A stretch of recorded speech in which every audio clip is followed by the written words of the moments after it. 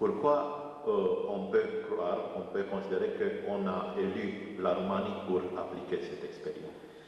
Alors ça, c'est une question. Ce qui est intéressant, c'est de voir que la fin de l'expérience Pitești, c'est vite, on fusille les responsables de l'expérience. Il n'y a plus de témoins.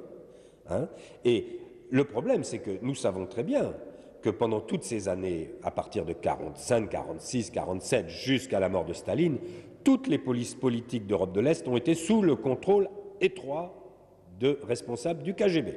Tous les procès truqués ont été organisés par le général Bielkin, depuis Moscou, qui était un général du KGB chargé de tous les procès truqués, etc. Donc, pour moi, il n'est pas pensable que les soviétiques n'aient pas été au courant, évidemment, de l'expérience de Pitești, et il est fort probable que des officiers du KGB ont suivi cette expérience. Alors, est-ce que c'est eux qui ont poussé Turcanu à lancer cette expérience pour suivre un petit peu, voir qu'est-ce qui allait se passer, etc.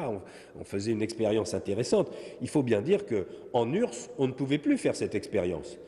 Tout ce qui était nationaliste, chrétien, etc. avait déjà été exterminé depuis longtemps. On n'avait même plus de cobayes sous la main. Bon, en Roumanie, on avait des cobayes.